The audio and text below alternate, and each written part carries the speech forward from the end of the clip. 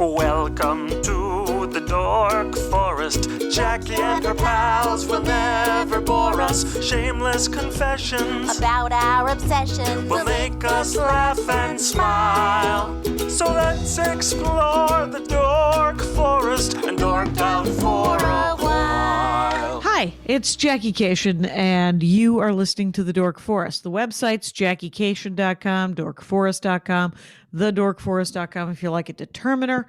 Let's do the credits. Patrick Brady's going to fix this audio and video. Vilmos works on JackieCation.com, and Mike Rickberg sang the song with his wife, Sarah. He composed it, and he will sing his version of the Mexican hat dance at the end of this show. Thank you so much for listening to The Dork Forest.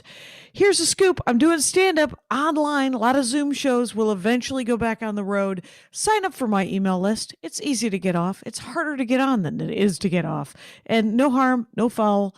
If ever bored, JackieCation.com, sign up for the email list. You'll find out about my weekly Zoom shows and stand up on the road eventually. You may donate to the show if you would like. I would like. Sure, I would.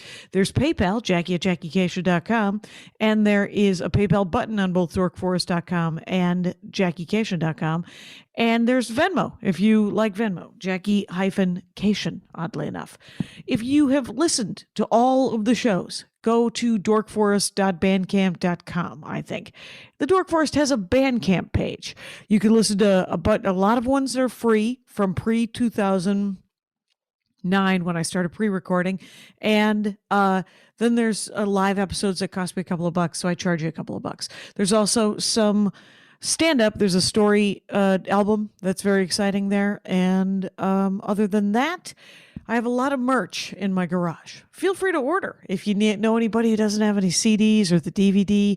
And you can follow me everywhere at Jackie Cation. Let's get into the show.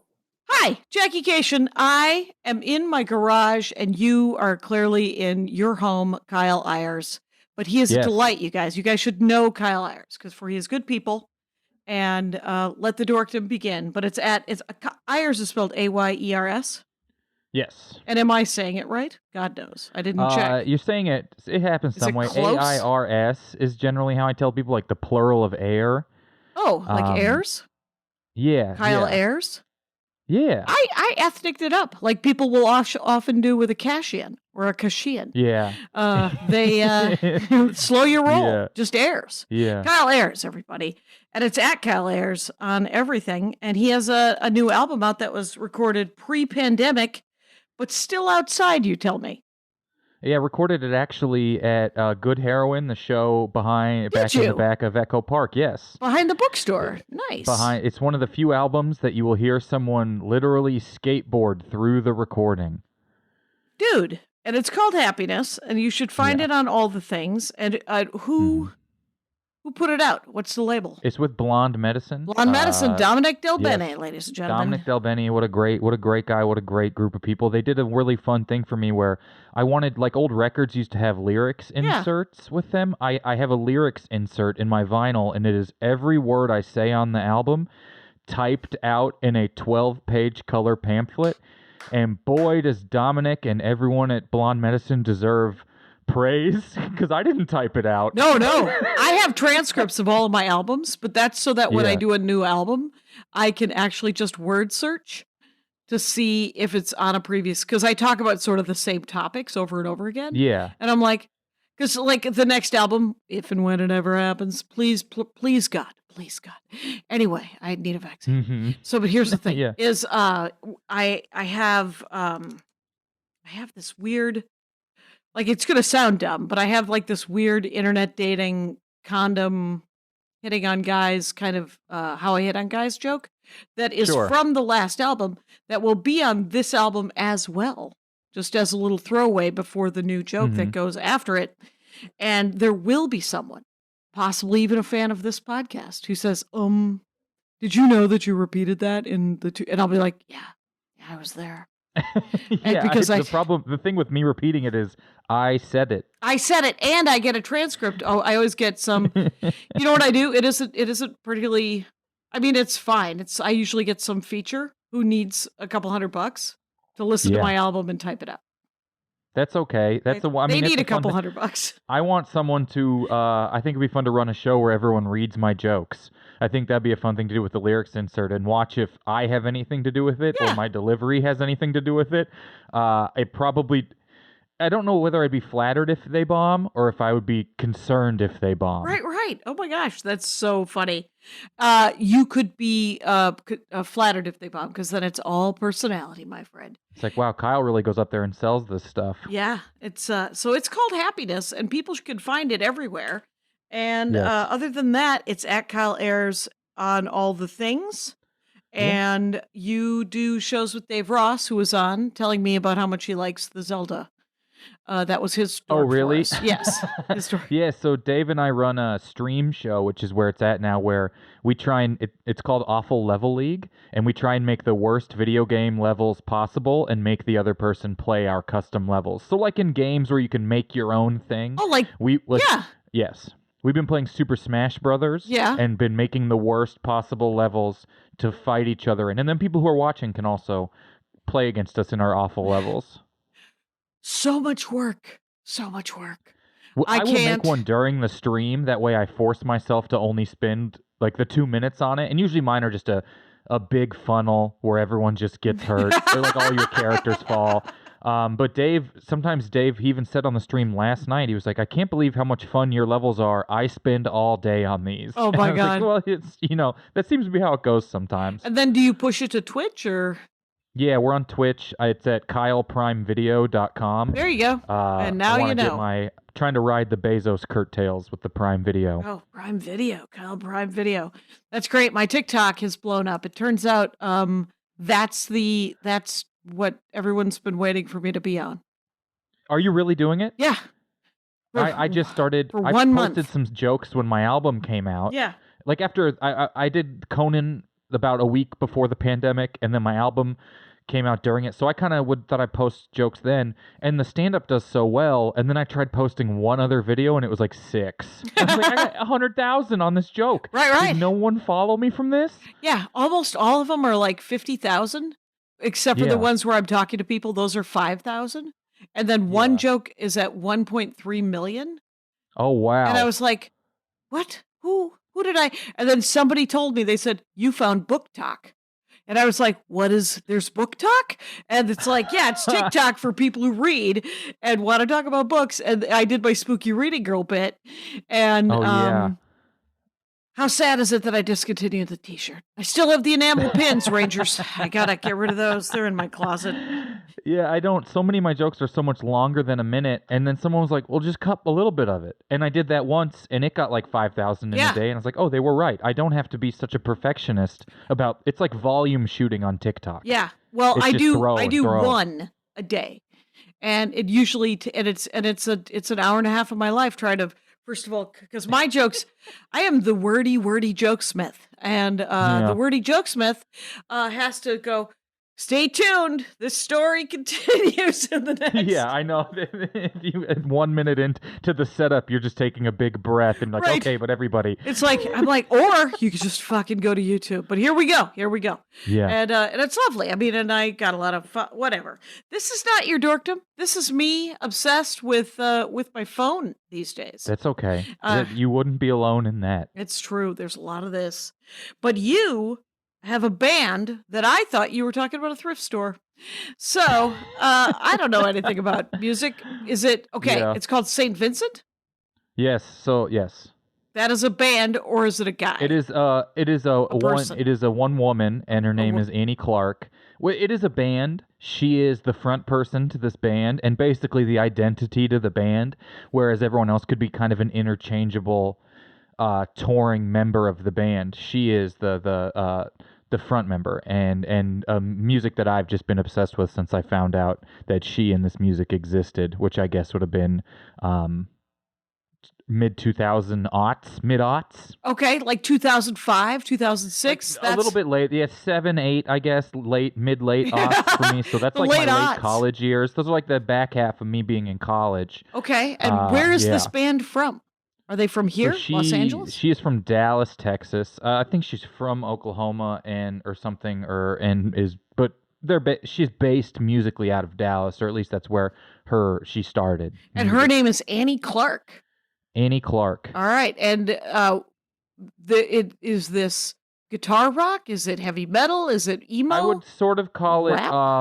I don't really know the best rock. It's the closest. This thing happens lots of times where people don't think there's rock music anymore. You know, like the wrong generation people who are like, I wish I was born in the '60s so I could have. And it's like you can still listen to that and all the new stuff. That's what's cool is the internet. Yeah, it's amazing. She is, I guess, rock, indie rock. Does she have a not guitar? Quite pop. She has a guitar. She is like I don't do this comparison lightly, but she reminds me of Prince. Okay. Because she is a front person who sings, who is unique, who is a songwriter, but then when it comes to actually playing guitar, you're like, oh, low key, she's also better than everyone at that. And that's because lots of people didn't equate Prince with being Eric Clapton or all of these like savant, but he's better than all of them. Right. He's an amazing guitarist as well. Yes. As being so I 1,000 put her other in a similar vein. Okay, so so she has she like a triple threat. Like she has all the she's writing the music, she's also performing the music, she's the front person to the band. The rest of a good way to sort of dive in with the kind of music she's playing is she released an album with David Byrne, and so that's kind of, if you think of her as a little bit more progressive rocker version of kind of what he was doing. David Byrne, Talking Heads? Yes. Thank you. Jackie Cation for the win. There you go. Well played. Most of my life I confused him and David Lynch for one another. Yes. And they just feel like two sides of the same entertainment coin. And maybe our names shouldn't be so similar. Right. That is exactly why you have literally. Yes, I am not good. I have. I've done worse things, which is when I mixed up David Bowie and the other blonde guy who made his fist go at the screen, and I'm not sure who that's you're talking fine. about now. It's the guy from Rocky IV, Ivan Drago. No, he's nice work pulling that guy's name out of thin air. I'm sure somewhere his ears just perked up. Right, he was like, "Oh, I'm still on somebody's radar," and it's just my comparisons are usually bad. So it's but David Byrne is the front man for U2, and she did work with him. Yeah, right? She did work with the Talking Heads. She did work with David Byrne, the Talking Heads singer. Yes. But kind of in that sort of like indie into rock type of music, not too like airy or anything, just sort of real good. Mm-hmm. And what I guess what I don't know why I don't want to go too far past some complete tangent that I do want to talk about because you're in Los Angeles, correct? Right. Yeah. Everyone's some people have displaced during all of this, so you want to check. Before we get too far from David Lynch being in our conversation, what I should have put in as my dorkdom is David Lynch reading the weather in Los Angeles. Are you familiar with this? No. Every single day on his YouTube channel, the man who made Mulholland Drive gives the weather report for Los Angeles and then gives song recommendations for people to, he has such a distinct voice, and this is one of the more. He's like the most Los Angeles person I could possibly think of is David Lynch. He's a bit of a caricature. Cartoon. Yeah. And he's like, well, it's sunny today, 64 degrees, some wind. This reminds me of a jazz song I heard in a basement 64 years ago. Here's who sings it. And it's really pleasant. And he does it, and then it goes on NPR. They like play the audio from it as their actual weather report, and it makes me happy to be in Los Angeles. Oh my gosh! And this is on his YouTube channel? David Lynch, who once again the person who made Twin Peaks, on David Lynch's YouTube channel. He reads the weather every day, and there was recently a small bit of drama where he was thinking about stopping, and then everyone commented, "Please don't," and he made a video where he's like, "The comments are so nice," which is unique to him on YouTube. Right. Like, I'll keep doing it. And I was like, how did I get caught up in this drama? Right. How old is David Lynch for these days? Couldn't even he could be anywhere from 60 to 95, 80, and I would 100. believe you. Yeah. Yeah. It's funny about David Lynch. I always think I don't always get David Lynch, but I know that what he's doing is more interesting than I am. Like I'll be watching it and I'll be like, I see. I'm not. Yeah. This wasn't entirely made for me, but I love what you're doing. Yeah. It's usually my favorite movie or TV show I've seen that year, or I dislike it. Like, and he's what I really love about him. I love anyone that gets to make what they want to make and they swing hard. Oh, there you go. That's what I like. Yeah. Like, I don't dislike the prequels in the Star Wars franchise because at least George Lucas got to do the thing he wanted to do. Oh, there you go. The older I've gotten, the more I've just been like, hey, that guy made the first ones and got to make the rest of what he wanted to do. And yeah, everyone didn't like him, but it's kind of cool he got to make them. Right. He got to make them. And I'll tell you something, you're entirely right and parts of them are very good. Yes. Though I did try to watch Phantom Menace start to finish about a week or so ago, and had to call it at Darth Maul. Had to call it because I like the Darth Maul scene, and that's about it. So, but it's a pretty great fight. It's a great. It's about fight. the best fight that's ever been in like a fantasy thing. It's real good as far as like a close quarters thing. I really love it. I don't follow I see all of the Star Wars things, but it's not like I've never then followed up to read. But I kind of generally enjoy most of them. The Mandalorian I love. Sure. And that I love. Since I saw all the Star Wars later and at the same time, I don't think there's as large a gap for me between the quality of all of them. I'm just like, this is a pretty cool story. Yeah. And you know what? I can enjoy any number of things that are, it certainly helps with sort of some stories I have to forget that I read the book. Okay. And for example, The Lord of the Rings. I can enjoy the Lord of the Rings movies if I forget that I ever read the books. And I can go, these are gorgeous. This is a cool story. This looks amazing. These people are good and evil. Things are happening. That guy's super tall, whatever, and, but when I start thinking about, sort of gaps or discrepancies and stuff, I'm like, it could pull me out of it. And you know what? That's not why I'm watching a movie. I'm not watching a movie so that I can pick it apart.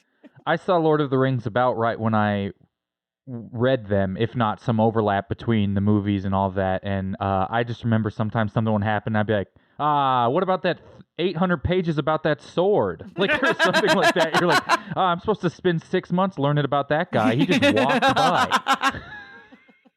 But what are you going to do? Make 20? Maybe that's why I like The Mandalorian, because it slows down. It's not. I don't know if it's based on comics or anything, but I like that it's. No, to my knowledge, Mandalorian is based on is whole cloth, and it's just a cowboy. It's just a cowboy show set in space, and it's good times. As far as I'm concerned, this Jon Favreau, if he sticks with it, I think he's really got a shot of making it in this town. As long as he continues to produce the largest entities for the largest company. Maybe next time. I don't know. Maybe he can get Passion of the Christ or something. Maybe he can. I want him to do really stretch that story out so we can see how it evolves beyond 2 hours. Yeah. What about the missing years? Huh? How about that Lamb of God book? Turn that into something. But what did he do in those 3 days? Mel didn't cover it. So. Now, I want to get back to St. Vincent, and I want to get back to Annie Clark. I think Jesus is a good connection to get back to St. Vincent. I think because we're going with Jesus, Prince, and now we're back, you guys. Annie Clark. So she also writes the lyrics, and are the songs, how many albums, if she's been doing it now 14, 15 years, right? How many albums do they have? 6. Okay. Maybe 5. If it depends on what you're registering the David. She did a collaborative album with David Byrne, a full album. So she has 5, and then she has this 6th one with him. Okay. And and she wrote most of the music or wrote most of the lyrics? Or? As far as I know, I don't know who did what on, once again, that collaborative album, but as far as I know, there's like a song where the lyrics were written by her sister and a couple songs where she's working with people, but it's sort of all roads travel through Annie Clark for this music. Right. And what was she used to be just a member of a band called the Polyphonic Spree. Oh, I remember that. Yeah, they have 8,000 people in their band. Yeah. And one of them just happened to be her. Okay. and some other people who've done some nice things. Sure. But, I'm sure everybody is no still one who's working risen at some, to to Annie Yes. Clark level. right. Did she win any of the Grammys or anything? Do people know about her? Like, am I a latecomer? I wouldn't say you're a latecomer for just getting on board. As far as I know, she gets nominated for Best Alternative Album for her last couple ones. Some smaller things of like Best Newcomer and stuff like that. It's funny when someone's like 9 years in and they're like, time for your Newcomer Award. Yeah. It's you shot to stardom after But 12 she years won a of Grammy grinding for her it out. last album, and then I think her album prior also was nominated or won Best Rock or whatever the vague category that they they don't want to I don't know, when you're not big enough. Right, They just or put you in something else. right, and you're not, and it isn't obviously folk, right? And it's not Yes. obviously Yeah. something else. So alt or rock or something like that. Right. But she gets good critical and mass reviews. She seems to be pretty much universally no one doesn't really get it, I guess. Okay. And she's really been growing and growing. And the David Byrne thing sort of shot her. That was like 2012. Sort of shot her into. I went to see her and David Byrne on tour, and it was legitimately 50% people who looked like me. It was in Brooklyn, and then 50% people who looked like me in 30 years. Like that was everybody who was there. And so I'm kind of getting into. I like David Byrne, the Talking Heads. I've never gone. It's never been what I've like obsessed with. Right. But it was they played each other's music. It was kind of fun, but you're just sort of like seeing everyone like, oh, that guy still dresses like I do now. Right. And like stuff like that. While you're Right, but looking he's around. 25 years older than I am. So I Yeah. see. It's I'm going to hold on to this. So Yeah. what are your are there favorite songs musically and favorite songs lyrically that you have? They maybe not lyrically. Sometimes I the thing that really happened to me with St. Vincent was I never listened to a ton of music made for me growing up. I listened to my dad and my mom's records, which the newest thing would be like the Eagles, right? It was like we're talking, and which I love. It was Sure. it's like Tom Petty, the Eagles, even like a little older with like Zeppelin and that sort of stuff. Yes. And then Allman Brothers. Did and they that listen sort to of stuff. Yes? Yes is in there. That is I believe it is prog rock. There you go. Yeah, nothing newer than like ELO. That is Okay. like Electric Light Orchestra would be so I would listen to their stuff and then listen to the radio with them and be like Bob Seger and Southern rock and then into like early 80s old rock and like classic rock. And then throughout middle school, I didn't really have a CD player. I kind of wouldn't really get into like the music that was made for people my age. And then, a little bit, but nothing. I never really had my stuff and anything that I would listen to that wasn't my parent. And when I went to college, I lived in a room in the dorm in 2006 next to just the hipsteriest, like shoegazingest, like tiniest, my height but 100 pounds less, like wafy thin man. Okay. Who happened to share a birthday with me. Okay. Same day and same year. Who's still one of my best friends. I was at his wedding recently. Right. Recently, the month before the pandemic, still Right. a year and a half ago. But so he was so into all this stuff, and there's like we were talking, and he would be like, watch Garden State, and there's like the Shins and the music that makes you feel. And then we started a radio show at the college radio station. We had shows on this college radio station, which is like a very picturesque college. Where did you go to thing. college? University of Missouri, which is Okay. also a very picturesque school. It's like old buildings and columns and vines, and we're in the basement doing our radio show. And basically, he would play music for me that Yeah. I've never heard of, Right. and I would tell him whether or not I liked it. Okay. And then I got to he would be like, "Do you like this?" And I'd be like, "Yes." Do they have any more albums? And he's like, "Yeah, they're called Radiohead. They have like a bunch of music, so this is Yeah. exciting for you." And Right. then St. Vincent was the first thing he played that it clicked with me on such a level of like, this is something that was made. I don't know, it just hit with me and made it feel like I was supposed to be hearing that right then. Yeah. And it was nice to catch, but also to catch like her first album and then be able to like wait for the second. I'd never been able to like, oh my God, I've heard all of the music this musician I love has made. Right. And I Right. can hear more of this, and so then I get to start the Normally, it's like I like the Eagles. Well, they got 9,000 songs, and then Right. now they're done making them too. Right. And this was, it really felt like I got to come of age with the musician In real age. time. In real time, Yeah. which had never happened to me before. What's the name of her first album? Marry Me. Marry Me. Is what's going to be the oldest, and Okay. that's 2007. It would have been like my first year out of the dorms, and so that's the first one you heard. This came out, and he's like, you might like this. We're playing like the CD and the thing. It's very romanticized because it was romantic. It's taking a CD that was sent to you to listen to on your college radio station, putting it in the disc, pushing it into the thing, and then tracking over and playing it out to God knows how few people. Right. Handfuls of humanity. And then sort of like this. So while I love the music and I think she's very unique, and her guitar is, I got these guitars behind me, you can see. Yep. And her guitar it sounds like her. It only sounds like her. And that's where I think I always equated her to Prince in my head, is her music sounds like Annie Clark making music. It doesn't sound like anyone else.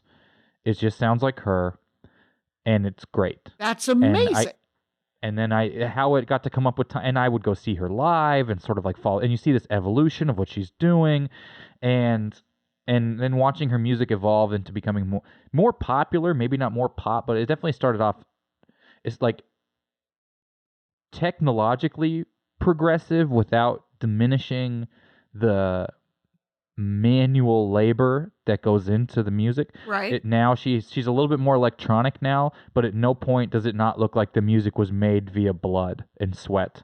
Right. Okay. And were you to make, and I should have, when I thought you were talking about St. Finney de Paul, yeah. Yeah. When I thought you were talking about a thrift store, I was like, well, I'm not going to have to ask him anything about how he feels about color coding used clothing. Anyway, right. So where does plaid go? Does it go by the main color? I have opinions on that as well.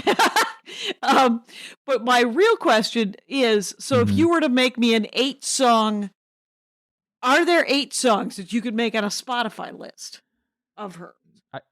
I would have to start at 16 and painfully cut one at a time off. Right. Talk to me about it. I had Murray Valeriano on, and he gave me 120 U2 songs, which is when the 8-song rule began. That is when I do a music episode, you could only send me 8 songs. I can't fathom cutting 112 out of anything. That's wild to me. I can't cut 112 seconds out of an hour set. Here's the good news: is he gave it to me on a USB stick, and then I had a really big USB stick once I cleared it. That's why. Because I'm a dick.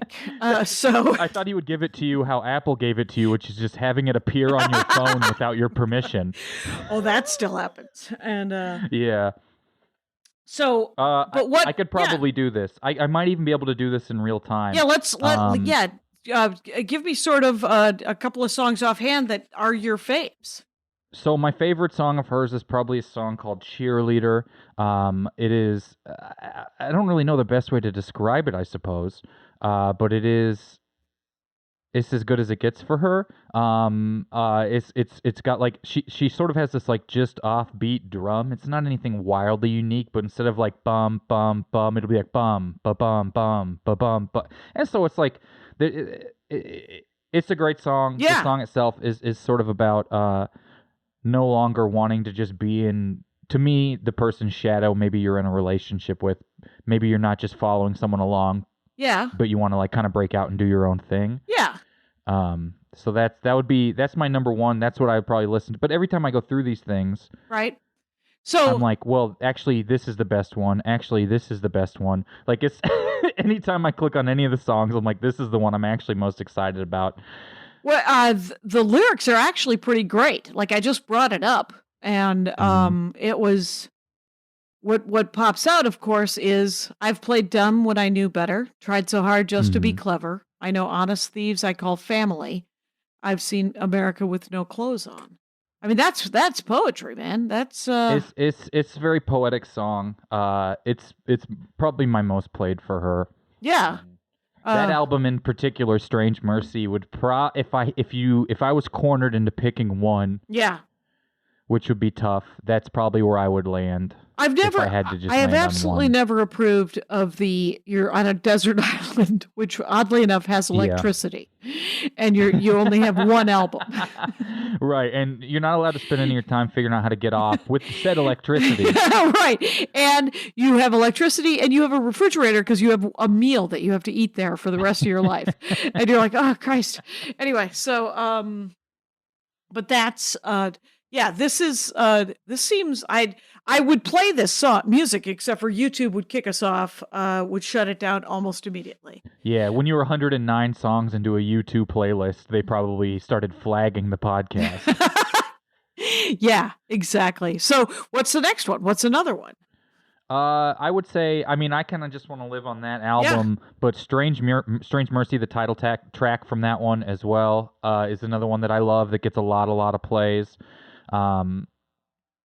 It's what's it I don't really know how to describe exactly what. So this one in particular, absolutely never. This one in particular, I never really knew what it was about, but actually figured out what it was was told. Yeah. That it has to do about her father going to prison.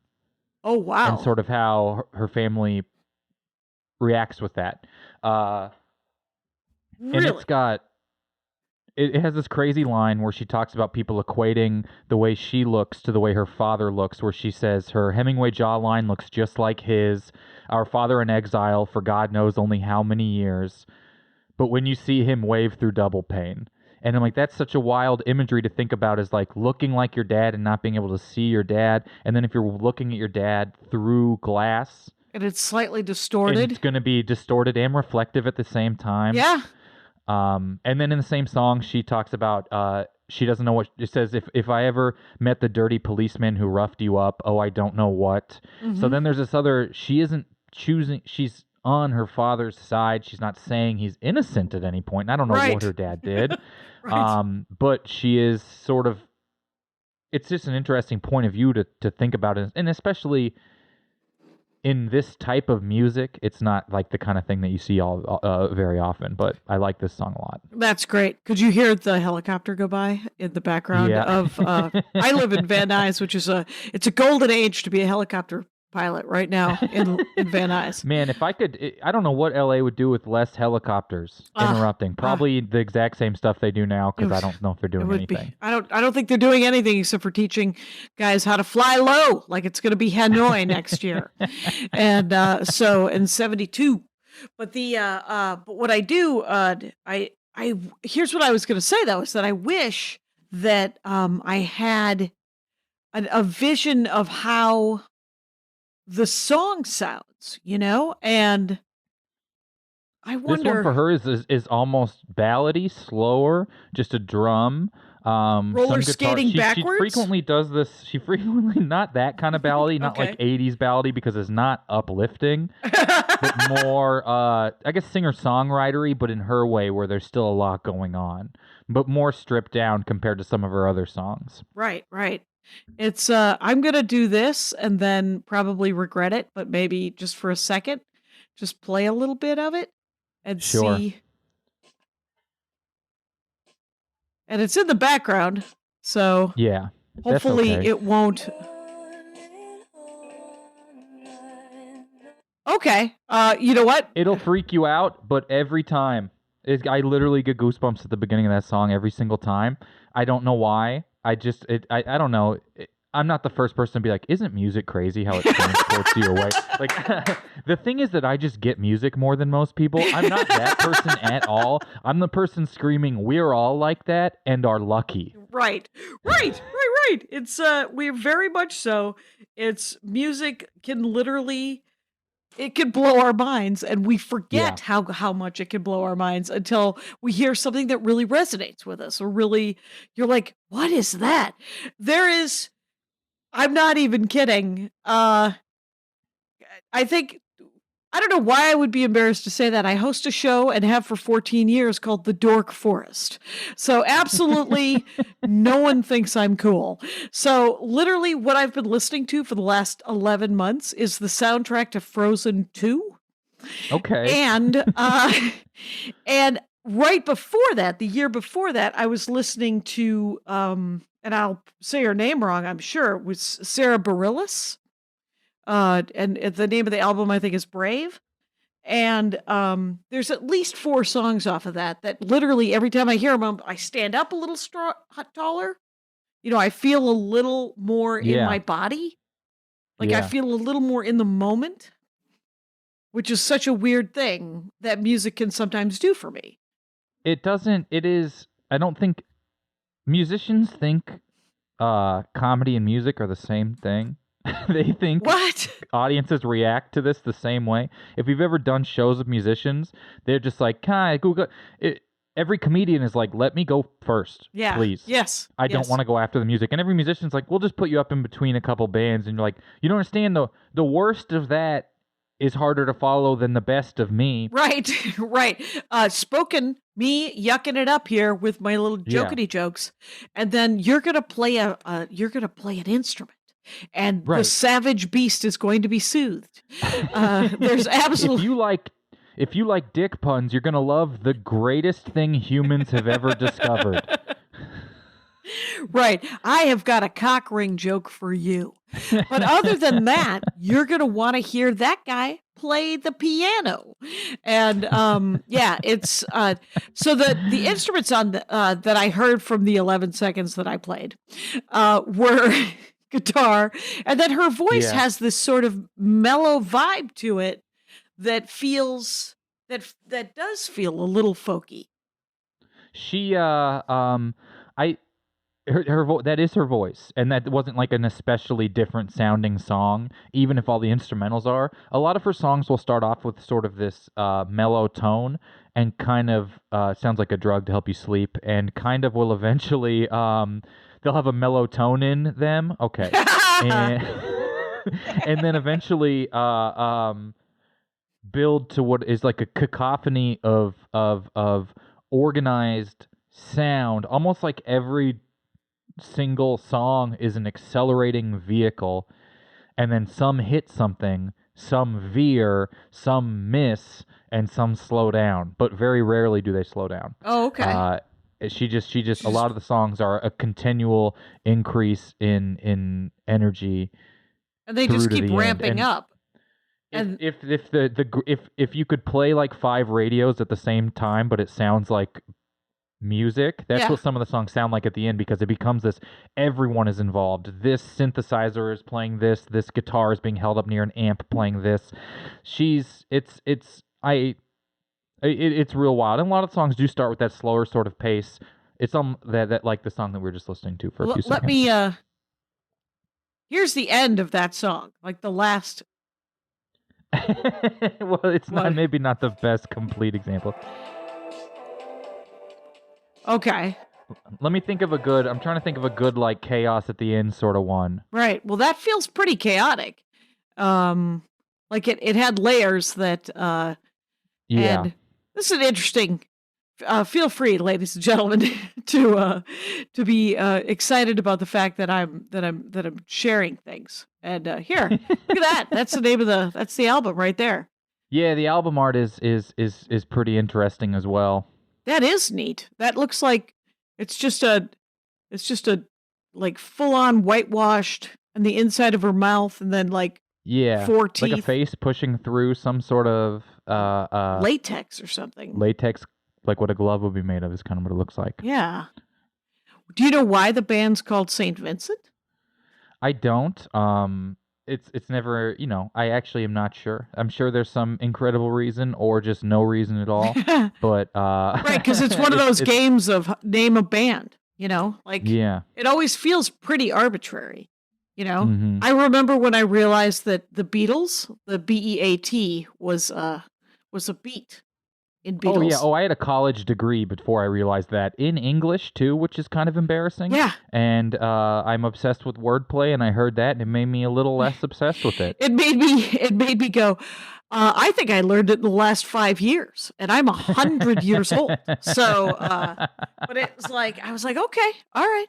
And so, okay, so we got 2 songs. We got Cheerleader. We got Strange Mercy. I think I'm going to allow myself to pick maybe a third. God. Different album? No, I'm going to pick Cruel, just so you can have some sort of, it's on the same album. That way you can have some sort of, this I would call a single. Oh, it sounds like a single. It has a hook. Oh, yeah? It has a, this is the singlest of any song you're going to get off of there. But Okay. still builds to a cool thing. And does she get much radio play? No. I mean, for her, like, this was a single for her. I wouldn't call this, like, Ariana Grande wouldn't play this song. Like, this wouldn't be like something on like a real pop album. Right. But this is the closest she would have had to a single off of this album. I do think her last couple albums have had a little more radio play with the songs that are more singles. Right. So Bodies, Can't You See What Everybody Wants From You? What? For You Could Want That Too. They could take or leave you, so they took you and they left you. How could they be casually cruel? Bodies, Can You See What Everybody Wants From You? If you could want that too, then you'd be happy. I always kind of read this as, and this is, I'm not the person to for sure say this is what the song is about, but it kind of strikes me as like a society throwing away women. Oh, right, because of body image and all those things. And you'll be happy to know that that men are freaking out. That they've been working for the last 15 years, 20 years to try to get men to freak out about any sort of the whole 6-pack thing. It's every dude's got to have it, otherwise he's clearly a hunk of junk of a human. And well, that was but it's a very male thing to then make dad bods cool. They're like, what's cool is less effort. Bam! I will see your 6-pack with a dad bod. And it's white supremacy trying to take it back. Take back the night, white guys. Yeah. Take back the night. But this song had this lyric that says they could take or leave you, so they took you and they left you. Mm-hmm. How could they be casually cruel? Mm-hmm. And I'm like, that to me is kind of hard to interpret any other way, I suppose. Yeah, where it's true, especially with it's body a play talk. on words with take it or leave it. But then she's like, those were the options, so they took what they wanted and they left you. Yeah, that is. She kind of. There's a certain spareness to lyrics that I love these days. She has never had an extra word. Yeah. I think it's almost like how some good comedians are. Right. Where it's like what's it called? Word. I can't even. I'm not even. You could tell how little I edit jokes. Where I'm like, what's it called when they use the minimal amount of words? And I'm like rambling on about trying to come up with minimalism. Well, word economy. She has very good word economy. Okay. Yeah. She really does. It actually looks pretty on the page. When you see a poem written out, or when you see lyrics written out, or when you even see a joke written out, you can go, that doesn't have an extra word in it. That doesn't feel like it's done anything but its job, which is to express a feeling or information, I suppose. My husband would pipe up here and say, that's what directions for playing board games should be look like. And sometimes you explain all the directions to a board game, and then everyone still goes, all right, we just got to play it and figure it out. I would say every time. Code names, I'm talking to you. Yeah, look behind you. He's right behind you. Code names. And it's but it is so interesting because what I've realized, actually probably in the last, probably 10 years, maybe less, is that a lot of the funniest lines in that I've heard not in comedy have been in songs. Just sort of. And that's true too with beautiful, like poetry, like something like lyrically, just with some really great imagery, just done in like 2 lines. There's that, I mentioned it before, I'm sure, is the Janelle Monáe has a line where she just says, "Get off my areola." And she is angry. She would like you to get off her nipple. And Yeah. it is so evocative of, it comes from like that sort of dude ball busting kind of thing. And then it also, but it's super feminine, but it's also incredibly succinct. And, Yeah. and then it's like, and it's fun to say, so Yeah. it's got everything in a line that makes you kind of bark with laughter and just go, yeah, all right. Oh, all right. It's Yeah, that is. I love that. I love that areola is more syllables than get off my. I don't know why. It's so when everything. This is a true. I count every syllable. do you? It's like an obsessive compulsive thing that I have. When things Interesting. are happening, if I'm really engaged, it's made watching television difficult for me. Sometimes if I'm very relaxed, I won't do it. But if I'm like uh sort of like brain click on, like on stage click on, or like Right. now click on, when you say get off my areola, I'm chopping that sentence in half, finding out there's no half to it, and loving that more than half of it is one word. Yeah. Okay. That's awesome. And that's kind of it always sort of breaks down like that. Will you enjoy? I don't. Yeah. Will you It's been enjoy tough. well, I was going to say, are there TV shows that you watch knowing that that's going to happen, and you think to yourself, It's sort of, it doesn't happen from like an analysis standpoint a lot. It happens just purely from I need things to feel balanced. oh, so you're just And click, so so you're just yeah, essentially click, click, click, click, click. You're just counting people in walking into fives. the. Yes. Wow. I do not recommend the program Deadwood. That Because like that, that's all slurring together syllables. it's That is a lot of running it back and turning on captions. right. It's essentially Shakespeare done in Old West, So it's Well, yeah. but iambic And plus, pentameter. cocksucker never comes out to an even syllable is amount, even no. they say it every 2 words. Every 2 words, you would think they would add up to something even. Nope. The show didn't even the show didn't even add up. They can't. I haven't watched the movie yet. I did really really enjoy the show though. Yeah, the show was amazing. I saw most of it, and then it got a little too dark for me, weirdly enough. Mm-hmm. And but there's plenty of shows that are not. It's interesting. Yeah, there's a lot of programming out there, it turns I out. really love that. It's like, you guys aren't gonna believe this, but Jackie told me that there's a bunch of shows. You guys, I don't know if you know this, but if you turn that box on in your Yeah. living room, it A bunch of stuff on there. and guess what? Nobody's got a box in their living room anymore, Jackie. So it's a flat screen, and it's probably their laptop. But the okay, so pick number 4. Let's just go to it. Yeah. Let's just do it. Oh, are we on number 4 Yeah, now? we're on, because we got Okay, so this is from Cheerleader, her. Strange Mercy, Yeah. and Cruel. Yeah. This is from her self-titled album, which was not her first album. This album was third, I want to say. It's hard for me to think about it. 4th. This was 4th. It was after the David Byrne thing. Oh, okay. Which I'm not adding into one of them. Okay. This song's called Digital Witness, and this is like, well, maybe not one of her 8 favorite songs for me. This is like the first song that this just blew up. This song was a single. This song was maybe even on regular radio instead of just like 88.1 KCRW or something like that. It's a great song. This song's about being on your phone too much. I don't think it's quite as personal as maybe some of the other things. Sure. But boy, does it sound awesome. It is a rock song. It's got like guitars and brass and bass and electronic and real drums, and it just sort of like pushes and pushes and builds into this thing as well. Great song. Right. Great song. Right. Kind of once again does the thing that she likes to do, which is say the point of the song a few times. Mm-hmm. Her lyrics could fit on a note card sometimes for an entire song. Oh, right, because it's repeating 3 stanzas over and over again or something? Yeah. Yeah. Yeah. And but this talks about what's the point of even sleeping if I can't show, if you can't see me, that sort of thing. It's not subtle. But it is well no, it doesn't. It doesn't seem particularly subtle.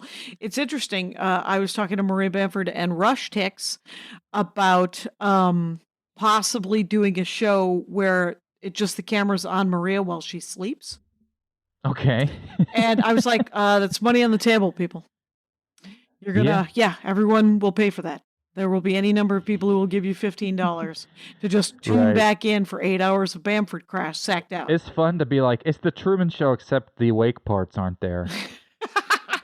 Right. Hopefully, I wonder. I only saw parts of that movie. Did they show him sleeping? Like, could you tune in while he was sleeping? That was sort of, I think the beginning of it was that he Implied? woke up, like Okay. at the beginning, so you sort of see the world that you're in. That's some. I like those movies where comedians played serious things. I tend to Sure. think comedians seem to have more emotional range than lots of movie stars.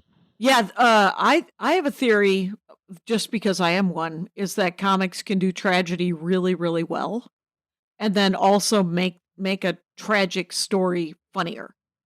Because it's harder to learn comedy than it is to learn, because we all have tragedy. Yes. So That makes so much sense. yeah. So if you think about the great comedic actors playing, even the dirtbag that is Jerry Lewis, he so clearly, when he is given the reins to play something where he takes himself super seriously, entirely believable. Entirely believable. It really, really keeps coming up where people are like, man, I can't believe that comedian was so good in that movie. I can't believe Kristen Wiig and Bill Hader were so good in this. I can't believe Robin Williams was so good in this. And I'm just like, this is the thing I can believe. What I can't believe is that that Thor is funny. That's what impresses me. I'm like, yeah, it's Right. crazy. Yeah, it turns Thor out is funny. Chris Hemsworth can be funny? Wait, I would not That have I called love. that. I would not have called That's that. a bigger turn for me Yeah. than Steve Carell can be sad. I'm like, look at him.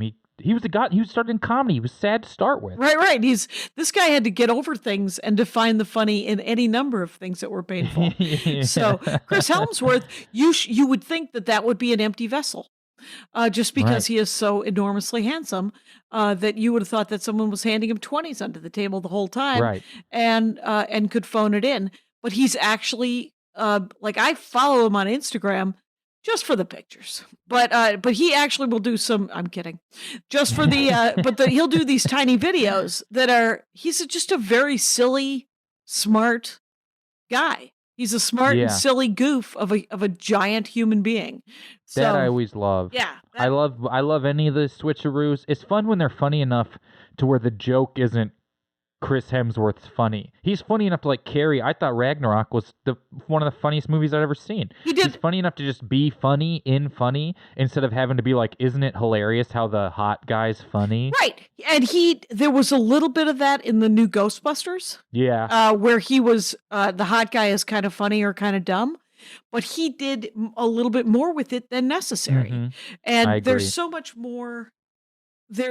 It's just a relief that everyone gets to be a whole person. It's nice. Yeah. It's nice to see it, Kyle Ayers. Let's all meet in the middle where we feel more than one thing. Instead of funny person clown, hot person sad.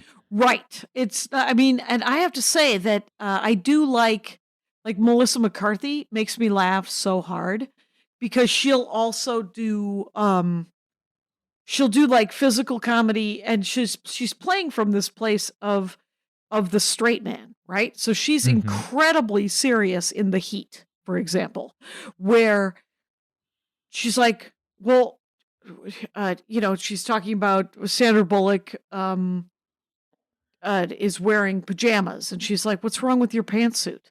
And the words are ridiculous, but she's delivering them with a gravitas that makes you Yeah. just giggle, because you're like, oh.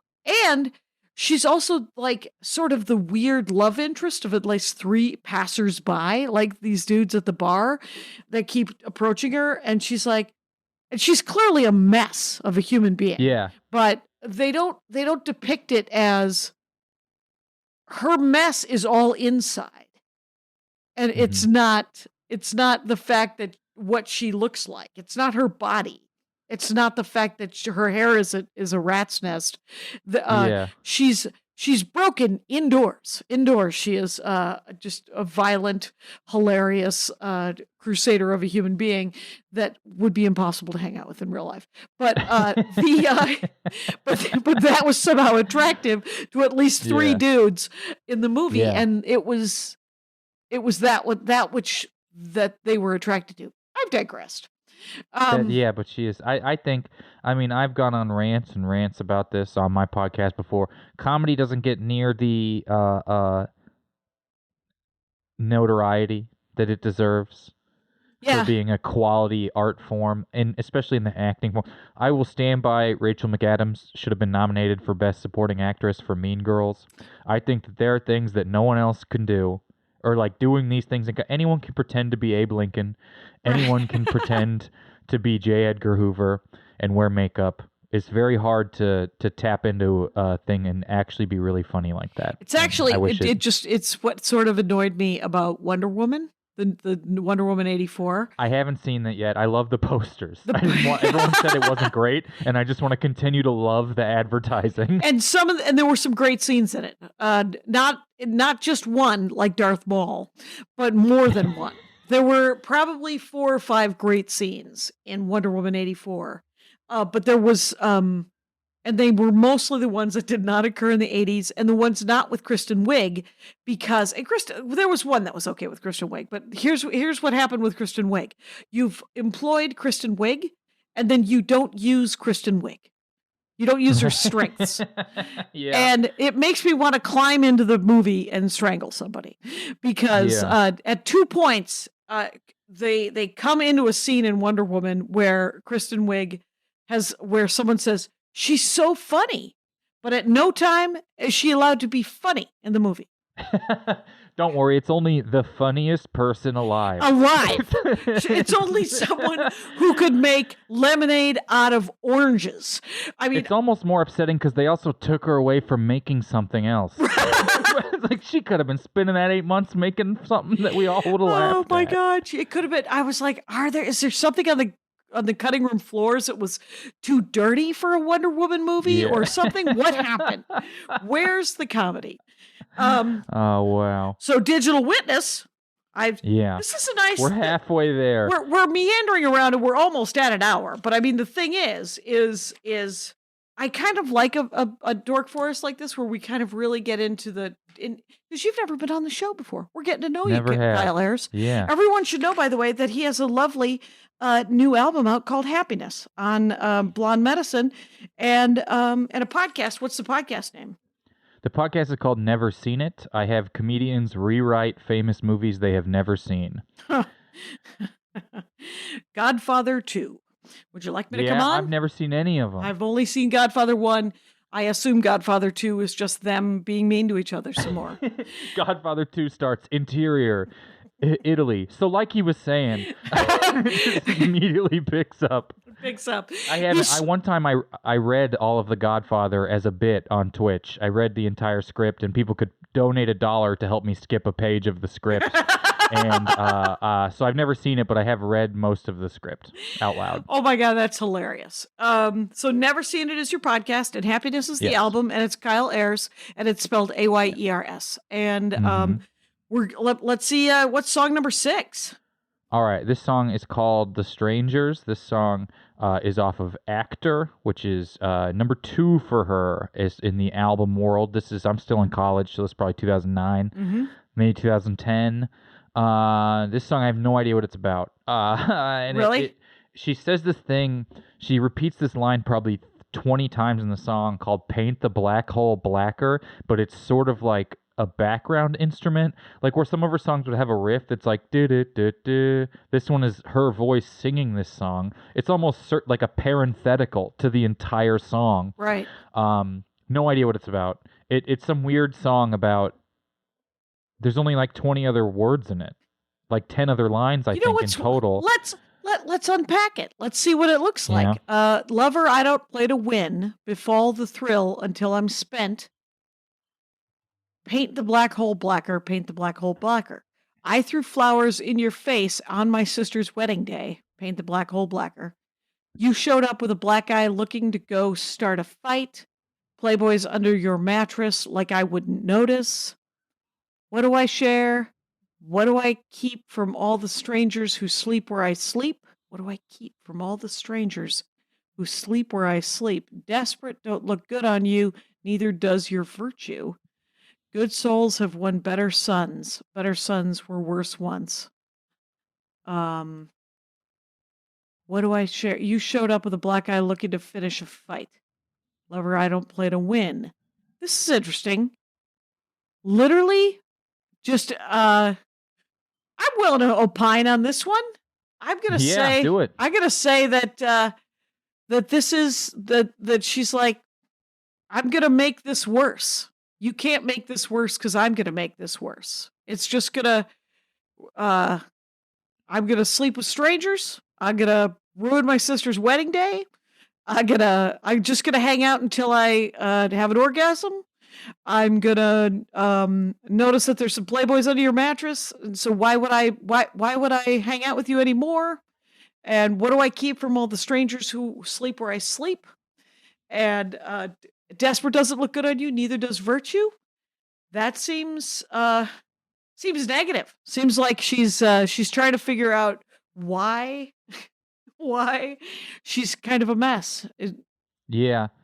But not really like apologetically a mess. At just all. kind of I'm a mess. And you know what? Why don't we lean into being this mess? Right, I'm gonna lean into it because paint the black hole blacker. It feels a little Amy Winehouse. I don't want to go to rehab. Yeah, I could see that. Yeah, that's fascinating. All right, what about number 7? So this next one's actually going to be 2 songs counting as one. Now, like I said, a lot of these aren't what I think are these 2 Are just play as one song to me. She has songs called New York and a song called Los Angeles, which is a play on Los Angeles. And these are both from Mass Seduction, which is a more recent album. Yeah. And New York is sort of like a ballad to New York and to New York. This is my crazy deep interpretation. The song Sure. called New York has to do with the city. No, but it sort of seems to have to do with the relationship that she specifically associates with there, where I think a lot of people have. New York is like an existence in everything that is there is like a self-contained existence of New York to them. Mm-hmm. And that's kind of what she talks about. She talks about the city changing, someone there who is changing. And then she says she's like lost a hero, she's lost a friend, but for them, she would do it all again. And so it's sort of like this, I think with a lot of people, New York is 6 years of their life or 10 years of their life. Mm-hmm. That exists, especially a lot of like artistic people, and then they sort of like seem to adjust. And then Los Angeles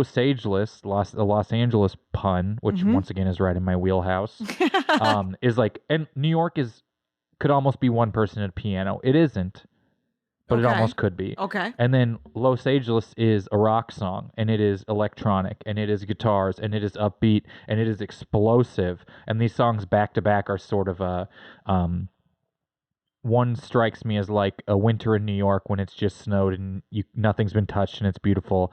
And then talking about, even Los Angeles talks about the song from New York or the lyrics Oh, wow. to the previous song. And so this seems to be like the next maybe era in her life. Mm-hmm. And she's talking about winter never comes, mothers milk their young, which I see as like a children acting thing. Instead of mothers giving milk to their young, they milk them. I see. Yeah. And then this has maybe what I think are the best. The way that she does a line of lyrics in this song, I think is just perfect. I think it's like a perfect thing someone does, where she says, this is 3 lines in a row. How can anybody have you? How can anybody have you and lose you? How can anybody have you and lose you and not lose their mind too? And so it's like, that's a whole relationship. Yeah. In 3 lines. Like, I can't believe someone could have you, and then I can't believe someone would fuck this up, Right. and then I can't believe someone would fuck this up and not go crazy. Yeah. Wow. Well, okay. That at number 8?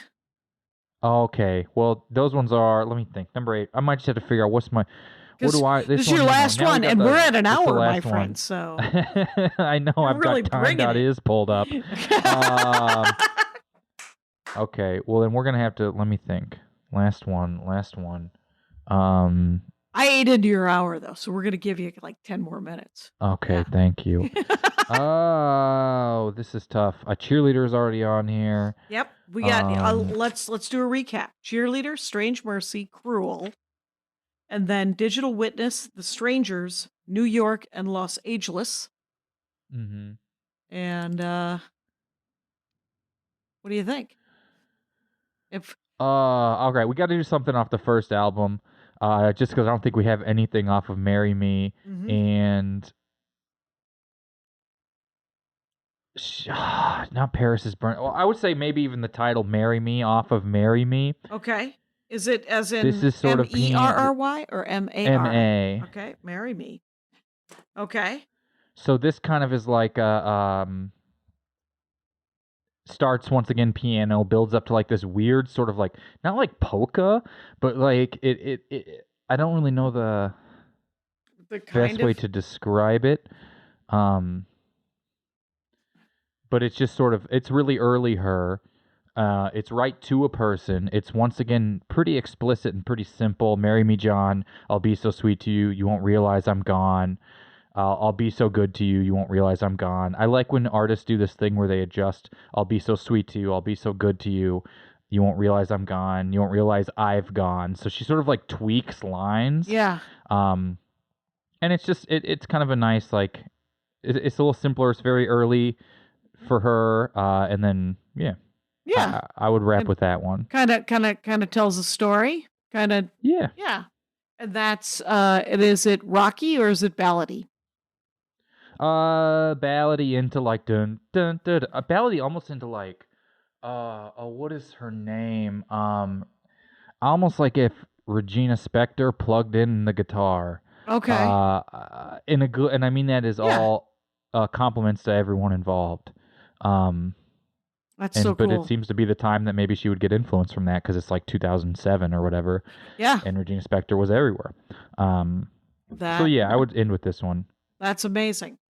So St. Vincent, you guys, is a band, and the front person is Annie Clark, and we got 8 tracks. 8 tracks that'd be pretty sweet.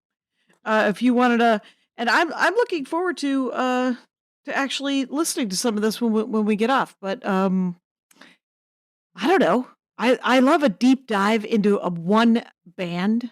And this has been fascinating, Kyle. So thank you. Good music videos, too. If people really like that stuff, she has a lot of fun. If you can imagine that David Byrne world person making music videos, of course, they're fun and colorful. They're fun and colorful. Cool. That's outstanding as well. I love that. Thank you so much for taking time to be on the Dork Forest. Of course. Thank you for having me. Everybody, it's at Kyle Ayers, AYERS, everywhere. The new album is called Happiness. His podcast is called Never Seen It. And good times. Good times. And like I always say, Rangers, take care of each other out there. My hat, my hat, my hat. They're dancing around my hat. My hat, my hat, my hat. Well, what do you think of that? If it looks like a Mexican hat dance and it sounds like a Mexican hat dance, it's most likely a Mexican hat dance. So take off your hat and let's dance. Yay! Oh my God. Why don't we just call that as the end of the show?